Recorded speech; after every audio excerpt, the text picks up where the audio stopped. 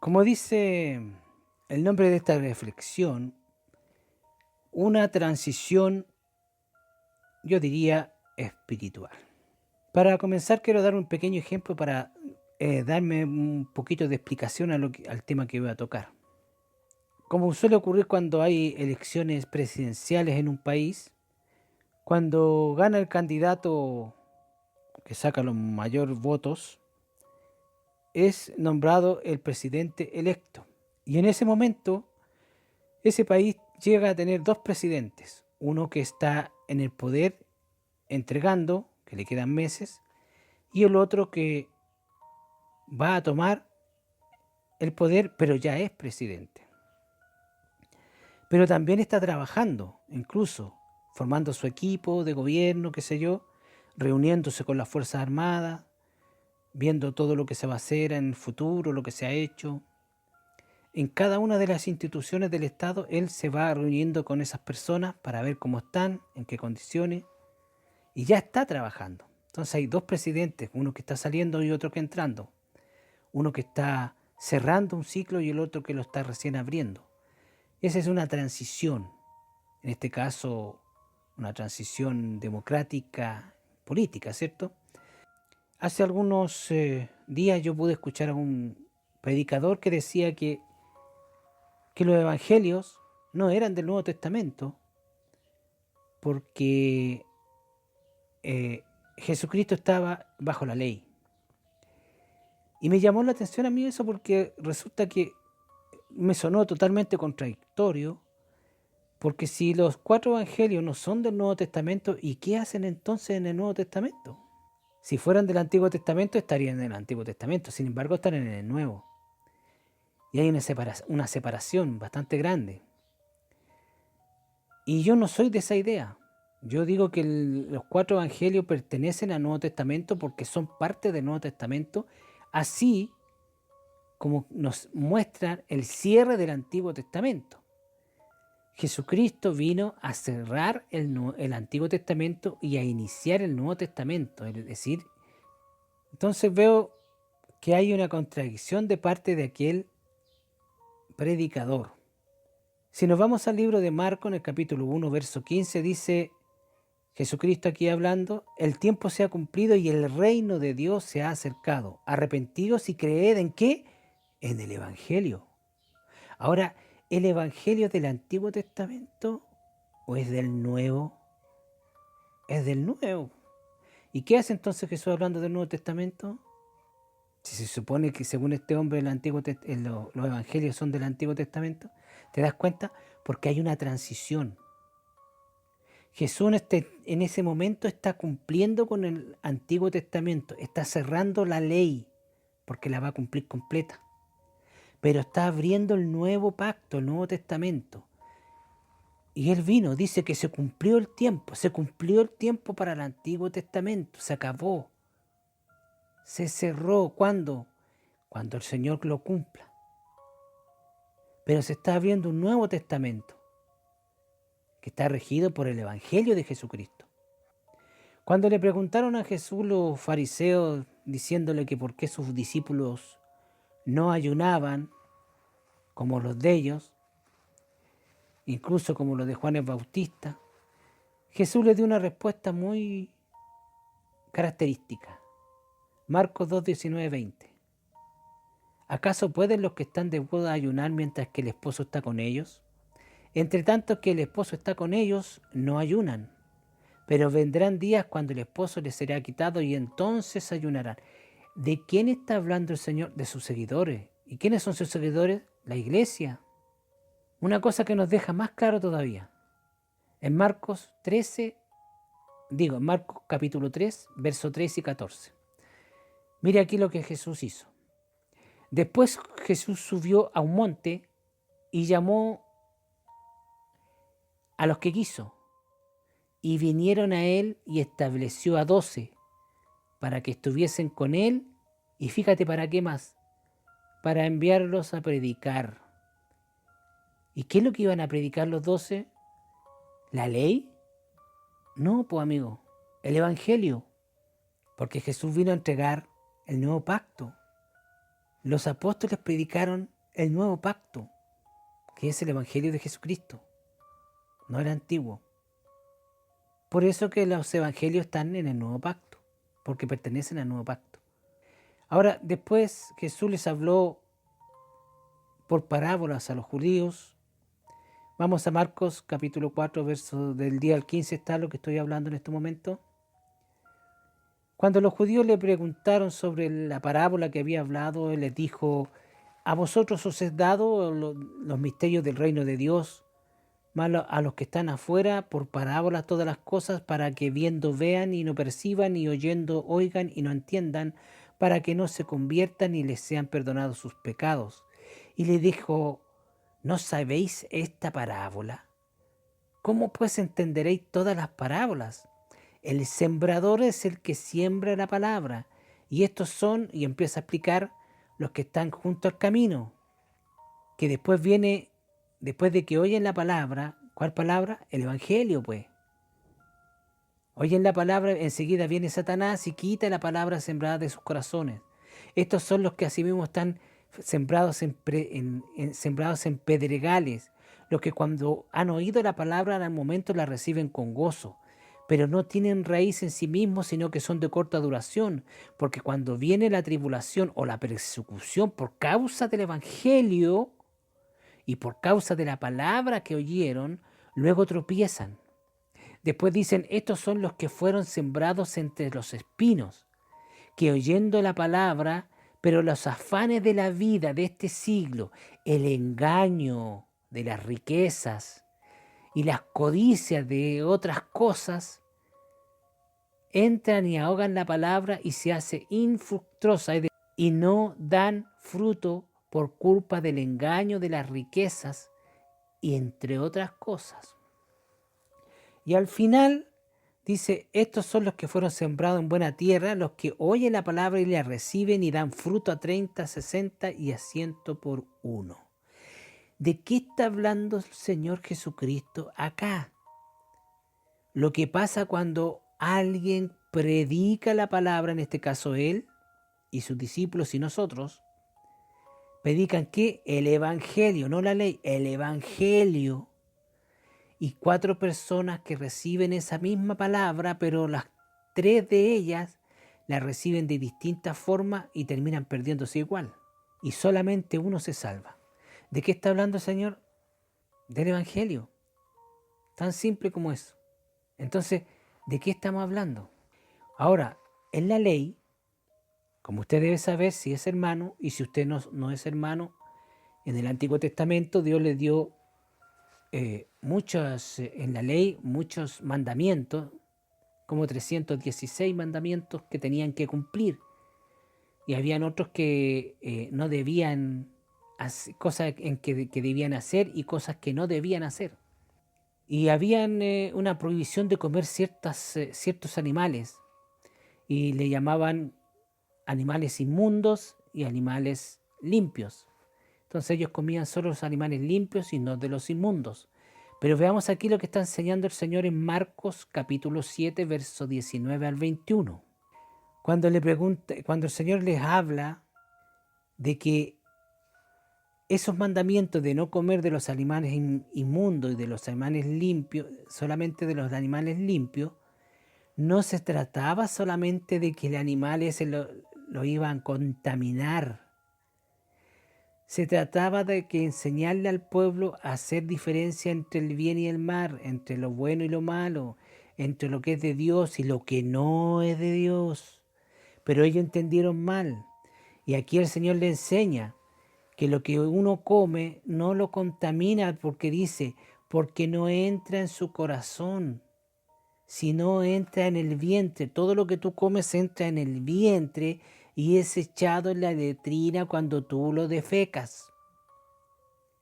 Y dice después, mira, fíjate lo que dice después: es echado en la letrina, y esto decía, haciendo limpio todos los alimentos. Eso estaba en contra de la ley. ¿Y qué hacía Jesús enseñando algo que va en contra de lo que decía la ley? Porque Jesús cumplió la ley. Porque estamos en un instante de transición entre el Antiguo Testamento y el Nuevo. Jesús está predicando el Nuevo Testamento, pero está cumpliendo el Antiguo, porque Él está ahí en medio. Por eso que ese trabajo lo pudo hacer solamente Dios, ningún hombre. ¿Te das cuenta? ¿Por qué? Porque dice, pero Él decía que lo que del hombre sale, eso contamina al hombre. Porque de dentro del corazón, es decir, de la mente, salen los malos pensamientos, los adulterios, las fornicaciones, los homicidios. Cuando tú pecas acostándote con la vecina que te gusta, ¿de dónde salió la idea primero de acostarte con ella? De tus pensamientos, no de algo que comiste. ¿Te das cuenta, no? Es un momento de transición. Los evangelios es un momento de transición, pero pertenecen al nuevo pacto, porque ahí se sentaron las primeras bases, los primeros pilares de toda la enseñanza, de toda la doctrina que nutre a la iglesia. Ahora veamos cuando en Marcos capítulo 10, verso 28-29, donde Pedro dice algo muy importante. Dice, entonces Pedro comenzó a decirle, he aquí nosotros hemos dejado todo y te hemos seguido. Y Jesús le responde y dijo, de cierto os digo que no hay ninguno que haya dejado casa, hermana, hermano, padre, madre, mujer, hijos, tierra o por cualquier causa o cualquier cosa por causa de mí y del Evangelio. ¿Cuál es el Evangelio del Antiguo Pacto o no? El Evangelio de Jesucristo es del Nuevo Pacto. Entonces los Evangelios son del Nuevo Pacto, por algo que están en el Nuevo Pacto, ¿no te parece? Está claro, ¿cierto? Ahora en otro lado dice, dígame usted, ¿de quién está hablando Jesús en este instante? Marcos 11:17. Y Jesús les enseñaba diciendo, ¿no está escrito, mi casa será llamada casa de oración para todas las naciones? Mas vosotros las habéis hecho cueva de ladrones. ¿Está hablando ahí solamente para los judíos el Señor? Dice clarito, mi casa será llamada casa de oración para todas las naciones. Entonces está hablando ¿para qué? Para la iglesia de Jesucristo. Para la iglesia de Jesucristo. Ahora, fíjese que cuando Jesús se junta con los fariseos y les habla una parábola que le dice que vino un señor y le arrendó, le pasó una viña a unos labradores para que la trabajaran, obviamente, y se fue lejos. Y cuando llegó el tiempo de la siega, de recoger los frutos, entonces mandó a algunos de sus criados a recoger la parte que le correspondía a él de la siembra. Pero los labradores le pegaron a esa gente y la mandaron sin nada. Después mandó otros más y los mataron. Y mandó otro grupo más y nuevamente los mataron. Al final de todo, el dueño de la viña mandó a su hijo, porque pensó que le iban a tener el respeto correspondiente y ahí le iban a entregar los frutos. Mas los labradores vieron que era el hijo y dijeron entre sí, matémosle, y estamos matando al heredero, así que nos quedamos con la viña. La pregunta que Jesús aquí hace es preciosa. Y dice, ¿qué pues hará el Señor de la viña cuando venga? Y vea usted la respuesta, por su propia boca se condenan. Aquí la respuesta la dan ellos mismos, los mismos fariseos. Vendrá y destruirá a los labradores y dará su viña a otros. ¿De qué está hablando el Señor ahí? Quitará el antiguo pacto y le entregará otro pacto, pero no a ellos, a otros que sí sepan darle los frutos.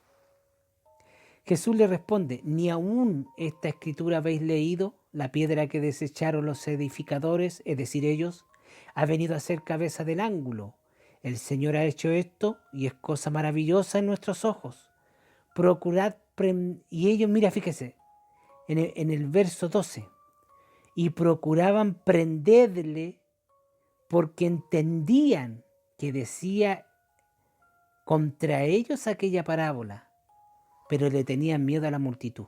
O sea, los hombres entendieron clarito que Jesús le estaba diciendo que Él les iba a quitar el poder que ellos tenían sobre el pueblo, el poder espiritual me estoy refiriendo, el poder de desplegar las enseñanzas de Dios. Se los iba a quitar a ellos, se los iba a dar a quien diera mejores frutos. ¿A quién? A la iglesia, pues. Y ellos entendieron clarito. Y en lugar de decirle, oh Señor, nos estábamos equivocados, nos arrepentimos, no, querían tomarlo detenido. No lo hicieron porque le tenían miedo a la gente. Otro montón de hipócritas que se acercó a Jesús, que fueron los... Cuando le dijeron a Jesucristo que contaron una historia que tenían 7 hermanos y uno de ellos se había casado con una mujer y murió aquel hombre y no dejó descendencia. Entonces correspondía que el hermano se casara con la viuda para levantarle descendencia a su hermano. Y así lo hizo, pero también murió sin dejar descendencia. Y así cada uno de los 7 hermanos se casaron con la mujer, pero ninguno engendró hijo. Después también murió la mujer. Esa es la historia que le contaron al Señor. Y la pregunta que sale de esa historia es, y le dijeron, cuando resuciten el día de la resurrección, tanto los 7 hombres como la mujer, ¿de qué mujer ella será esposa si los 7 la tuvieron? Y Jesús lo primero que le responde es, vosotros ignoráis la Escritura y el poder de Dios. Y después dice, porque cuando resuciten de los muertos, ni se casarán ni se darán en casamiento, sino que serán como los ángeles que están en los cielos. ¿De quién está hablando el Señor Jesucristo ahí? De la iglesia, pues hermano. ¿Quiénes son los que van a ser como los ángeles que están en los cielos? Nosotros. Recuerde usted que el Señor va a venir, nos va a arrebatar a nosotros, su iglesia, nos va a llevar al tercer cielo, a las bodas del Cordero, y nosotros vamos a reemplazar a la tercera parte de los ángeles que cayeron. Sí, pues que si el Señor es perfecto. ¿Por qué crees tú que la Biblia no dice cuánta cantidad de ángeles hay en el cielo? Solo dice que son miles de miles o millones de millones. Pero hay un número exacto de ángeles. Dios creó un número exacto de ángeles. Y ese número exacto y el número perfecto de ángeles que Dios necesita. O sea, no que necesita, sino que Él considera que tienen que existir. Porque Dios no necesita de nada, entre paréntesis. Ese es el número perfecto que considera que el Señor tenía que existir y los creó justos.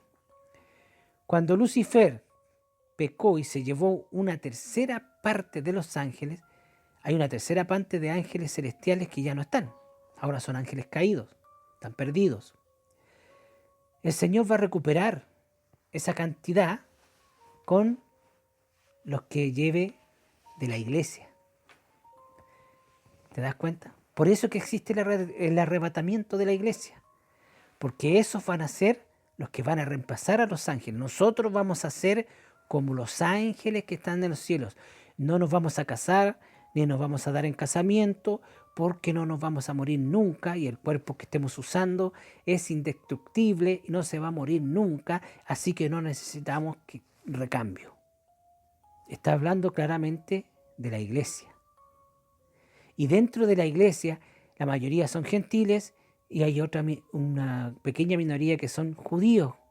Todos los judíos que hoy se convierten a Jesucristo no tienen para qué cumplir con la ley, porque ellos están bajo la gracia. Y la salvación es por fe en Jesucristo. Ahora fíjese bien en lo que les voy a leer ahora en Marcos capítulo 13, verso 33 al 37. Y dice Jesús, mirad, velad y orad, porque no sabéis cuándo será el tiempo. Es como el hombre que yéndose lejos dejó en su casa y dio autoridad a sus siervos y a cada uno su obra. Y al postrero mandó que velase. Velad pues, porque no sabéis a cuándo vendrá el Señor de la casa, si al anochecer o a la madrugada o al canto del gallo, o tal vez venga en la mañana, para que cuando venga de repente no os halle durmiendo. Y fíjense en el último verso, que es lo importante. Y lo que a vosotros digo, a todos lo digo. Primero, aquí se ve específicamente y se demuestra que en los evangelios son un periodo de transición entre el término del Antiguo Testamento y el inicio del Nuevo. Porque aquí, con lo que acaba de enseñar el Señor, lo está enseñando tanto a los judíos que le están oyendo en ese instante como a la iglesia. Porque aquí el Señor lo declara. Y lo que a vosotros digo, ¿a quién se lo está diciendo esto? A los judíos. ¿Qué le está diciendo? Velad y orad. A lo que le entiendan lo que él está hablando. Porque la mayoría de los judíos se quedaron dormidos y no entendieron que el Mesías que ellos estaban esperando estaba ahí con ellos. Pero fíjate, dice, y lo que a vosotros digo, a todos los digo. ¿Qué cosa? Velad. Y todavía él hace énfasis en eso, ¿cachai? No sé si tú puedes entender. Dice, y a lo que a vosotros digo, es decir, a los judíos que se quedaron dormidos, o a los que estaban ahí escuchándole para que no se quedaran dormidos, y a todos los digo, es decir, a todo el resto del mundo, lo digo. ¿Y qué cosa dice él? Velad. Y velad no significa solamente que pases la noche sin dormir. Velad significa estar atento. ¿Atento a qué? Atento a la Biblia. Atento a los acontecimientos que van pasando en el mundo que reflejan lo escrito en la Biblia. A eso se refiere. Entonces aquí se puede notar más bien que de la transición que yo le estoy hablando. Por eso que los 4 evangelios están en el Nuevo Testamento, porque pertenecen al Nuevo Testamento. ¿Me entiende usted? Otra cosa que lo confirma, cuando Jesús instauró la nueva cena, la Santa Cena, tomó los panes que eran del Antiguo Testamento, eran los panes de la proposición, y los transformó ahora en los panes de la Santa Cena. Cuando estos panes son partidos en mi cuerpo, dijo, y después aquí en el verso 24 del capítulo 14 de Marcos dice, este es mi sangre del nuevo pacto que por muchos se... Y el Señor instauró esa ceremonia y la instauró en los evangelios, mientras Él estaba cumpliendo el antiguo pacto y estaba predicando el Nuevo Testamento, en medio de la gran transición. ¿Te das cuenta? Lo que demuestra que es una transición. Por eso que los evangelios están en el Nuevo Testamento, porque son parte del Nuevo Testamento. Ahora, ¿por qué yo hice esto? Porque, pucha, hoy en día estamos bajo un montón de mentiras, un montón de vulgares mentiras, incluso algunas ridículas, pero hay otras que son muy bien elaboradas para engañar. Recuerde usted que el Señor dijo que tuviésemos cuidado, que no seamos engañados. Pero esto no se trata de que yo le creo a este, que yo le creo a esto otro, porque hay uno que dice que las lenguas no son de Dios, hay otros que dicen que sí son de Dios, hay otros que dicen que la sanidad no son para este tiempo, hay otros que dicen... ¿Entiende? Hay tanta pelea estúpida que es para puro hacer que la gente saque sus ojos de la Biblia. Usted tiene que dedicarse a hacerle caso a la Biblia. Esa es la que manda. Usted y yo podemos estar en desacuerdo de muchas cosas. Y podemos discutirla, podemos hablarla, podemos hablar amablemente. Y ninguno de los dos va a tener la verdad. El único que tiene la verdad aquí es la Biblia. Y en eso es lo que tenemos que ver. Si yo me salgo de la Biblia, si yo entiendo algo mal de la Biblia, viene un hermano y me lo explica y me doy cuenta de que realmente yo estuve equivocado, le voy a dar las gracias, hermano. Entonces, la idea es eso. Hoy estamos en un mundo lleno de mentiras y eso no está excluida de la iglesia, al contrario, está sumada y más mentira va para la iglesia que para el mundo, porque el mundo ya está engañado. Entonces, tenemos que hacer caso a lo que dice la Biblia. La Biblia, amigo, la Biblia, hermano. La Biblia, usted, hermano, yo no tendría por qué estar diciéndole a usted, hermano cristiano, que lea la Biblia. porque usted sabe que tiene que leerla, que tiene que consumirla cada día. Y les dejo esta reflexión para que la medite mucho y la reflexione. Que el Señor Jesucristo les bendiga en grande manera.